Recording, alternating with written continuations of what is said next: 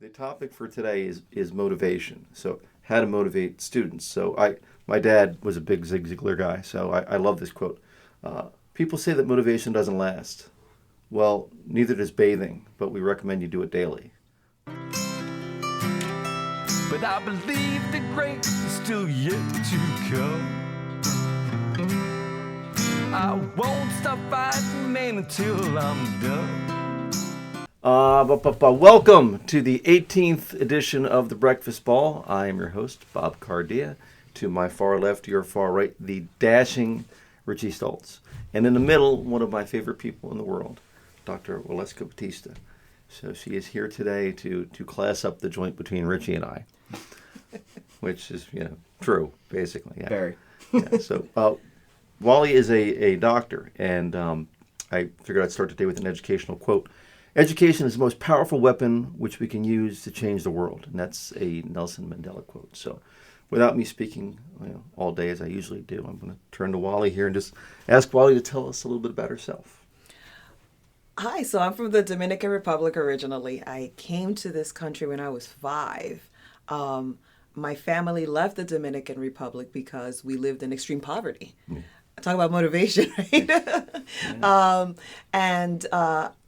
I became a teacher quite by chance. That was not what I was set out to do. I was going to be a lawyer, actually. I can see that, actually. I'm sure. I really can. I can argue. I can state my talk point to of Wally research. every day. Yeah, she should have been a lawyer. But you know what? It was that whole thing about the butterfly effect. It's like, you know what? And a series of things happened, and I ended up in education, and that is a decision that I do not regret. It's not an easy job. It is not for the faint of heart.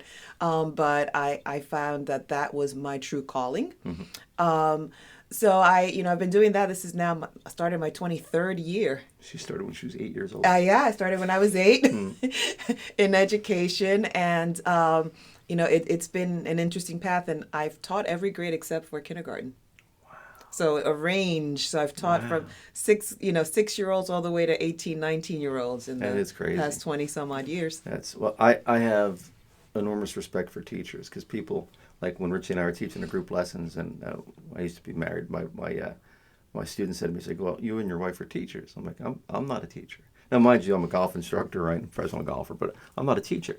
And then, what do you mean you're not a teacher? I'm like, look, people want to come see me. Like, people. It's fun to come see a golf instructor. I want to get better, yada yada yada. People would do what Wally does. Half those kids don't want to be there. Actually, and that's generous, I think, yeah. Yeah, it might be, especially my subject. You got to have 1 year to graduate, and it might just be seat time. I'm just here to get my credits and get out. yeah, that's true. So the topic for today is motivation. So how to motivate students. So my dad was a big Zig Ziglar guy, so I love this quote. People say that motivation doesn't last. Well, neither does bathing, but we recommend you do it daily. I love that. Yeah. So they recommend it daily? Yeah, I know. That's why I have you sit on the other end. I always have the buffer between you. So, if you don't, I'm going to tell a story because of how I met your family, which was really really cool. I have 4 kids, as many of you know, and I just got done coaching my oldest in baseball, and I was with Rutgers, and we were driving to South Carolina in a bus, and the bus broke down. So I'm on the side of the road in God knows where, somewhere in South Carolina, and my phone rings, and it's Lee Federline, the former president of Cherry Hill American, which I ended up being a whole other story. But Lee's on the phone, like, Bob, I got great news for you, because you're the new coach of our 6th AA team here at Cherry Hill American. And I'm like, that's great, but I didn't apply for the job. I'm like, I didn't. That's not something I was on my radar to do. He's like, don't worry. He goes, we already picked your team. Special guest alert. Special guest walking down during the show. DMG just walked in the house. Let's go. So DMG's like, what is that? What was that TV DMG, show? You Know Me? Oh, no. Yeah. What was that TV show? Was it Tool Time? Where the guy was on the other side of the fence? Yeah. To the Toolman Taylor. So that's what DMG is today. So, welcome, DMG. Welcome. Hello. Thank Hello. you, guys. How are you doing? So, I'm now coaching the new AAA baseball team at Cherry Hill American, or AA it was. It was AA. So, anyway, he's like, I picked your team for you. Your team color is yellow. And I'm like, you picked my team and we're yellow? I'm like, so I show up for the first day of practice. And let me just tell you what, it was a train wreck. And this team was like, it was probably the 15 kids that signed up last, and I put my son in there, and it was like, okay. And I literally, other than my son and Noah Greenspun, were the only two kids that could reach the plate from the pitcher's mound. It was like, oh my, this is going to be a long, long year. So about 10 minutes into practice, a car pulls up, right? 10 minutes late, but it's perfect timing for us. Walks out, and out gets out Abe and Alec, A-Rod. And we walk up, and this team is going to be just a disaster. And I walk up, and I'm like, okay, because the first time I ever met Alec. I'm like, he's like, oh, my name's Alec Rodriguez. I'm like, A-Rod. I'm like, that's great. And I said, well, we're Yankee fans. I'm like, I love you people. This is fantastic. So I hand Alec a baseball, and I say, okay, Alec, I'm like, this is a pitching mound, and this is 46 feet. I'm like, okay, can you throw the ball over the plate? And he tilts his head like a puppy. He's like, from the windup or the stretch? And I'm like, okay, first pitch, whoosh, right down the middle. I took all our uniforms. We did Bad News Bears stuff with them, and I said, you know what? That was Kelly Leak that season. Okay, Alec, if the ball's anywhere near you, catch it. We actually made it to the finals that year too. So I guess my question now for Wally would be like, a kid was like clearly he was more motivated than 99% of every kid I had out there. Like, how does a kid get to that age and is just that motivated to be great? I mean, was there anything you guys did, or was he just born that way? I think when I speak in generalities, and at this point, Maslow's hierarchy of needs. Okay. When we talk about motivation, how yeah. can I motivate a kid who's hungry, who doesn't have shelter? And then the other thing is the 5 love languages. How do you feel loved? So my son's an only child, as you know. I do. And that was our family thing. That is what we did. And so baseball. Okay. Everything was baseball. By the way, it was just opening day New York Yankees. Let's go. Wally and I both. Yay, go Yankees. Soto. Okay. So I think that with Alec, and when he's your guest, yes. he can tell you if I'm right or wrong. I think that's how he felt loved. Yeah. We tend to, and I think as human beings, we do seek approval of other people. And it was just like, that was he and his dad, that was their thing. It was baseball, baseball, baseball. Yes. I mean, there was no team practice. Abe and Alec were on that ball field. People would call us like, it was like 8 o'clock in the morning. We were walking past, the complex, and Abe and Alec were out there, you know, and he wanted to be out there. And he wanted to be out there because that was the time that he spent with Dad, and that's how he felt loved. Like I know one of his primary love languages, quality time. So it's like, okay, I get to spend time with Dad. So this is going to be our thing. Actually, I remember when Alec was born, the nurses make small talk and they're like, look at those legs, they're soccer legs. And his father looked at the nurse, soccer. It's baseball. Yeah. You're from the Dominican. We're from the Dominican. What are you talking about? Like, you're talking about soccer. And baseball became such a thing with Alec. And I have a friend, Susan Levy, who was my neighbor, and she's my colleague also. He would go, our backyards were, adjacent to each other, and he would go outside and say, Miss Susan, and he would point to the stars in the sky, and he would say, there's first base, there's second base, there's third base. That was the baseball constellation for him. Right. And my best story is that this was when, there was an age, he started, this whole baseball thing very, very, very young. Very young. And, they get to age 3 and 4, and they get to be a little challenging, their behavior. So my son my son has no artistic talent whatsoever. Sorry. He may have athletic talent, but artistic, no. So when, he would get on my nerves and he did something he wasn't supposed to, I said, okay, arts and crafts it is. So I gave him all the arts and crafts supplies. And so that was a punishment? That was a punishment. Now, this kid, he's something else, his personality. So he's like, I'll show you. So you know what he did? And I had to have this thing framed. He drew Yankee Stadium. Like, I have it framed. It's in the house on the wall. And with glitter for the lights and everything else, he goes, here's my arts and crafts. I'm tearing up. Beautiful. That's awesome. Yeah, because I always wonder, like, I've coached a lot of, I had Jalen Brunson on my basketball team at one point when I was coaching Colton. And then I have A-Rod. Now, A-Rod, her son, he was showcased on ESPN a couple times last year. And God willing, so he'll probably be drafted in the MLB this year. And I God willing, let's hope. He's having a great year. Yeah. So far, so good. So far, so good. So, I mean, I always wonder what the component is for that. So, I know in coaching and how I motivate. Like I think one of the biggest things that I do is I think competition really, really feeds motivation. When you have a number of good players in the room, it always makes you want to be better. But I want to throw the question to both of you guys. Like so, actually, I'll throw it to Richie first. So Richie, what is there an area that you think that you found to be particularly successful in motivating someone to be better? I like to show them how great they can be. So this was something we did over at Methodist the one year, where we went out for practice, but it wasn't just, go out and play 18 holes. It was, you had to play self-scramble. So you hit 2 golf balls and you play whichever ball was better, and, you go on from there and you see how low you can shoot. Well, people were going out there shooting 6, 7, 8, 9 under, going, wow, I can do that. I can do that on a normal day. Right.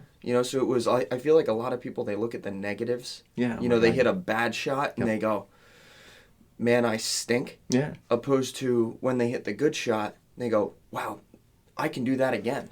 It's so great because my lesson last night, Tom, if you're watching, because I was subscribed last night, he said to me something like, well, now you're seeing the real me.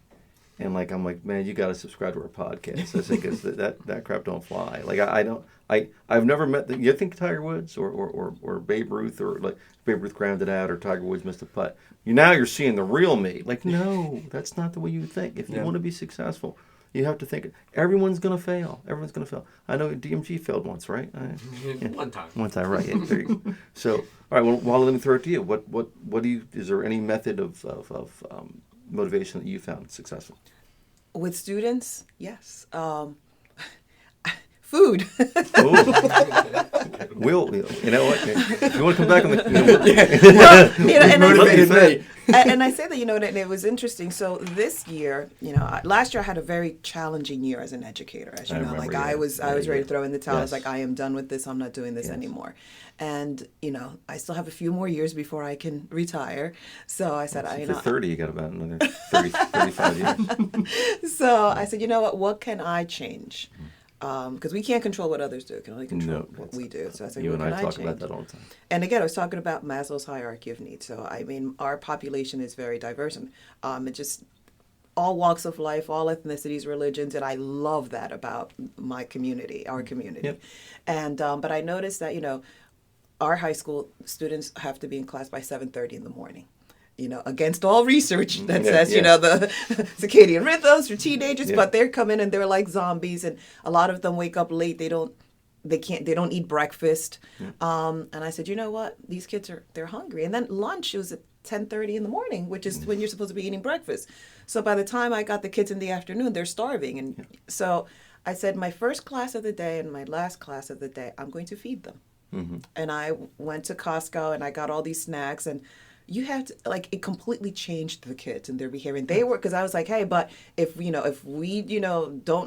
behave or do what we're supposed to do, would put up a word up on the wall and erase a letter if they were doing something they weren't supposed to, then we don't get snacks. And you had to see the peer That's what pressure. I do with Richie, actually. That's exactly what you do with me. You had to I feed him every morning. Yeah, you had to see the peer pressure where they were like, stop, you can't do that, we won't get our snacks. And it was like, that also created something else. When we talk about motivation, is that it fostered it created a relationship with the students, because it's like, okay, this teacher cares enough about us, and it's not like it cost me a ton of money to give them a protein bar or something like that, but they felt comfortable coming to me, because you don't know what the situation is at home with some of these kids. No idea. And we're just, sometimes we make the assumption that it's just kids who come from, and I don't like to use the word, disadvantaged backgrounds, but that's not always the case. You don't know what's happening in any household where a kid may not get breakfast or a snack or whatever.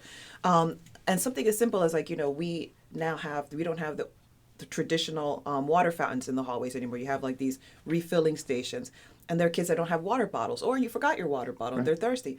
I keep cups in my room, disposable cups. And they feel comfortable, okay, I'm going to come get this cup. So what I found is that this year, my relationships with students have changed in that they feel comfortable, and they almost feel like I have someone that I can go to, and their performance in class has changed, interestingly enough. Interesting. But Okay. that comes back to, you and I talk about this, acts of service. Yeah. It's like, okay, somebody cares enough. This is how they feel loved. So in my experience, it's been, like I said, two things. Maslow's hierarchy of needs are my needs being met. Yep. And secondly is, how do I feel loved? Now, it could also work in reverse, like with the Maslow's hierarchy of needs. In my family, the motivation to work as hard as we do and do the things that we do is because we, like, if I don't think I ever showed you pictures of where we used to live. Like, You described it. Yeah, it was. We yeah. didn't have a bathroom in our house. We didn't have electricity. Yeah. And people are shocked when I tell them, because they look at me and they're like, "But you do very well." And I'm like, because we never want to go back to There, that. yeah. So for some kids, it's going to be, I am motivated to do well in school or do well in sports. Like, how many Dominican baseball players out there? You know why you have so many great Dominican? I don't think it's that genetically we're superior. Well, maybe, but no, I'm just kidding. It's that may be their only way out of poverty. Right. So I'm watching Shark Tank, as I watch it a lot. Like when I'm working on it, a lot of times I put it on the background. And what's the blonde shark's name? Not Laura Grenier, the other one. Barbara Corcoran? Yeah. Mm-hmm. And she was saying that her top 10, I believe it was, successes were all people that weren't overly like intelligent. They came from, or intelligent in school books smart, but they came from basically underprivileged backgrounds, and they work their butts off. That's what they do. There is, I mean, I love it because that's the truth. Like I not getting political, but like in this country, I think a lot of people don't understand how good this country can be to people. If you work hard enough, you can get to where you want to be. And like the people that have had the struggle is real. The people that have actually had to fight through that struggle typically do better, and they appreciate it more. They appreciate like where they've gotten in life. So it's interesting because you and I, as much as we talk, we never had the conversation about Alec. Was he always like that? And I get it, the love language with baseball and dad and the whole nine. Yeah, I think that's awesome actually. Yeah. Good. And he's a great kid. What kid? How old is he? 20? He's going to be 23. Yeah. You know what? It bothers me, actually. It doesn't bother me, but it's kind of... I was at Dick's Sporting Goods maybe, I don't know, last year, and this guy taps me on the shoulder, and I turn around. Hey, how you doing? He's like, hey, coach. And I'm looking at this guy, and I'm thinking, wait, I'm not sure. One of the first players I ever graduated at Rutgers. He was probably in his mid 40s by this point. And I'm like... Man, he's gotten a little older. I'm thinking, I don't get old like that yet. Somebody asked me recently, do you plan on growing old? I'm like, no, don't plan on doing that, and that's not something I plan on doing. And you guys know I'm crazy that way. I've heard that like 100 times already. Yeah. Everybody, right? Yeah, does not get old. I don't get old. No, I'd rather burn out than grow old, man. I'd rather be the shooting star. But anyway. So, Rich, I'm sorry I didn't let you completely finish your thoughts on motivation, but I do like it because it's Michael Jordan. That's what you were describing is what I've read a lot about Michael Jordan. And Michael Jordan, he said, who do you compare yourself to? And he said, I really don't compare myself to anybody. I constantly want to be a better version of myself. So wherever I am now, I want to be better than that. And don't worry about what Ed and Joe and Magic and Larry are doing. I want to be the best version of myself, and that's basically what you're saying. When you put yourself in that position, and you say to yourself, hey, look, I'm capable of greatness. I think we all are basically. Yeah. That was one of the questions I had for both of you guys. But is everybody capable of greatness? I think everybody is. I just don't know if everybody's prepared to do what it takes to get there. Yeah. So. No, I agree. Yeah. I agree, and what I said, that's what I do in my lessons. Mm-hmm. So when I'm teaching and someone hits a great shot, if you're ever anywhere around me, you'll hear me yell, scream and go, let's go, yes, let's go. Absolutely. That was a perfect shot. Because I feel like it gets them a little bit excited, like, wow, I did just do that. And the golf instructor's even that excited that I, hit that well of a shot. Yep. Even if it's, 100-year-old Joe Schmo that just gets it up in the air, I'm like, let's go. Yep. Well, I had... another student recently, like they hit like 1 out of every 10 shots well, and it was actually an older woman. She goes, well, even a blind squirrel finds a nut every once in a while. And I'm like, you know what? I'm like, no. You know what that one good shot means to me? And she's like, I don't know what. I'm like, it means you're capable of doing it every time. Yeah. if you hit one great shot, it means you can hit them all great, right? Yeah. Yeah, if you can birdie the first, you can birdie all 18. That's it. Vision 50, Vision 54. That's the name of Alecs Story. Her book. I actually met the authors. They signed it for me. She has a book called Vision 54. So in golf, typically 72 is the best round. So if you birdie every hole, you shoot 54. Never been done before, but like it's possible, right? I mean, like, I think everything's possible. So I don't know. So and then we get to the point where, like, when you're working with people, can everybody, like, is everyone capable? Yes. Can everyone be fixed? That's a whole nother question. You and I ask that question all the time. So, and you know what's interesting? And I'm gonna, bring back to the education background. Sometimes you have a student who's terrible for you, won't do a thing for you. But then, we have the student data management system, and I can go on and see what their grades are in other classes. But they're stellar for another teacher. Yeah. Why is that? Yeah. And it really They're comes easier. down to, well, you know what? Sometimes that is the case. Yes, sometimes that is the case. But sometimes is the relationship that they have with that teacher. Yeah, for sure. Or the interest.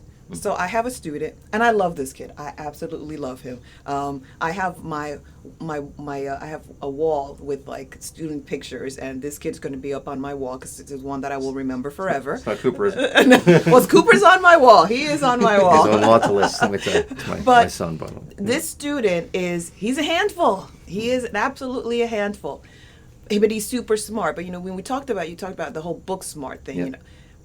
He is not your typical book smart student, but he's brilliant. Yeah. But this student, his passion is culinary arts. Wants to be a chef, and that's what motivates him. He's like, and I said, "Oh, listen, if you want to go in the restaurant business, you better learn some Spanish because that's going to be very, very useful." Yep. And you would think that this kid, because of his behavior and things like that, would not be do well in Spanish class. He does very, very well. I mean, when he speaks Spanish, like, he doesn't even have an accent. And I'm like, listen, your grades may not be reflective of your ability, but you've got it. And again, it's something that, both of you were actually talking about, like encouraging, like, okay, yeah, you hit one, you got one good shot. Well, okay, when this student does something well, I make sure that I reinforce it because it's like, okay, I feel good now. I can do this. We focus so much on the negative. No, I think everyone does. Yeah, because it's easier to do. It absolutely. Yeah. Where it's and also the conversation. You were talking about failure. In our schools, it's like kids can't fail. Yeah. Kids can't fail. Yeah. We have these high stakes testing, and the kids can't fail. So I actually had a conversation with the kids about failure. Yeah. And I told them it's okay to fail because my kids, like, they get anxiety. I have to do a presentation. I don't know what to do. And it's like school has become such that it's black or white. It's right or it's wrong. And it's not let me try and let's see what happens. So, and I'm probably talking too much, but that's me. You're fine. Yeah. I shared with them the story about my greatest failure. You're gonna love this. Okay. As a Yankees fan, not the Red Sox thing. No, the Red Sox, because I'm sorry. The Red Sox I can't deal with. I don't know I could bear that story. Yeah, so here's the thing. So my son, despite his name, he's a Phillies fan. And that's okay because they're National League. We're American League. We're on the quest for 28. But he's a Phillies fan. So I had a cake business years ago. So I would make all of his birthday cakes. I made cooks for all our immediate family. I think it's having a cake. Yeah. So I made a 3D Philly Fanatic cake. Okay. For Alec for his birthday, and I was getting ready to take it to the baseball field because where else would he be on his birthday? On the baseball field. And I'm noticing that the cap is starting to like sag. What's going on with this cake? And next thing I know, the cake just collapsed. It took me 3 days to make the cake. And luckily I took a picture of the cake before it collapsed. And you know what I said? The good Lord made me a Yankees fan, and he was not going to allow me to show up. I firmly believe that was divine intervention. Divine intervention, absolutely. But so what I said to my students, I was like, and I said, you know what? I was upset that all the time that I put into it. I wanted my son to be happy to see his Philly Fanatic cake. But what I sat there and did, I was like, what went wrong? Right. Yeah. What I realized is, like, people don't realize that with cakes, you have to actually know a little bit of engineering because it was a 3-dimensional carved cake. I had to support it. Like I had to build a structure to support it. I used a cardboard cake board instead of a wooden one. The cardboard cake board did not support the weight of the cake. So I said, ask me if I've ever had a cake collapse since then. No. So I said, sometimes you have to learn things on your own, and we just don't allow our kids and our students to figure it out. Right. So making note, build Philly's cake with cardboard. But the kids, they don't know how to fail. I mean, and that's what everybody gets a participation award nowadays. Yeah, and it's that. And one of the things that I did too is like they had to do this one presentation. We just finished that. I took grades out of the equation. I said, I'm going to make this pass fail because they're so focused on, well, you have the students who don't care. Then you have the students that, I got a 97, can I reassess to get 100? Yeah. And then they're stressing themselves out. I'm like, guys, you're like 16 years old, relax. Yeah. I said, this is what you're supposed to do. And I'm going to give you the opportunity to do it over and over and over again until you get it right. I'm going to give you feedback because you coach. And I actually talked to them. It's like, what is your like after the game? Do you watch film? Yeah. And what does the coach do? Well, it tells us, what we need to do, blah, blah, blah. It's like, why is school any different? Why is it okay? You did this, okay, you got a 75, that's it. No, it's like, you got a 75, so what can you do so that it's a higher grade? And it's not just about the grade on the report card, it's about your growth and your learning. So we have team meetings every week with the team, and typically speaking, we go over things that are not golf swing related. We go over, motivation stuff, rule stuff, ways to think. It's because there's so much more than just the mechanics of what you do, for sure. But we got to wrap it up pretty soon. But to golf camp, we run it every year. We've been running it. We're the oldest golf school in New Jersey. So I had a mother a couple of years back now. We run dumbbell contests like Team A versus Team B, and we make it a point to make sure everybody wins something by the end of the week because you don't want the kids to feel it's a camp situation. You don't want to feel like they didn't win. But after the one day, I guess Team 1 won a popsicle. Like I buy the Costco, like it's really like 25-cent popsicle. And Team A won, on day 2. And a mom comes up to me after, she's like, I love what you're doing here. You guys are so positive, so motivational. But what I kind of have a problem with, I don't agree with. She's like, every kid is a winner. Every kid should win a popsicle every day. And I'm like, thank you. I said, I don't agree. I think that, if you're setting yourself up to say your kid is a winner every day, and even when they don't win, then you're really giving them a false sense of what life is all about. If you want to be great at something, then like the book says, there's no traffic on the extra mile. If oh, hey, I lost today, but guess what? I got a popsicle too. I don't. Anyway, Wally and I and Richie too, for sure. We can talk all day. I mean, we'll talk till the battery runs out in the phone. But anyway, it's all good. I'm thrilled. I'm so glad you came today. Thank you for having me. Yeah, thank you. Well, and we'll have you back for sure. We'll have A-Rod on too. So then we'll ask him about you. Anyway, guys, if you like what we're doing, please click the subscribe button. Look forward to seeing you guys soon. And I guess I'll say have a happy Easter. But Easter is going to be Sunday, and this will air on Monday. Yeah. So we hope you had a happy Easter. All right. All right. Take care. Nice. Bye.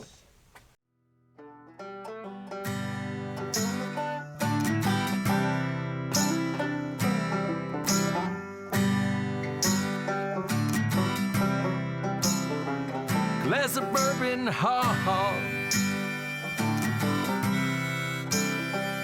My bourbon, ha. My bourbon, ha. Alcohol. Because no great story ever started with, I'll have a salad.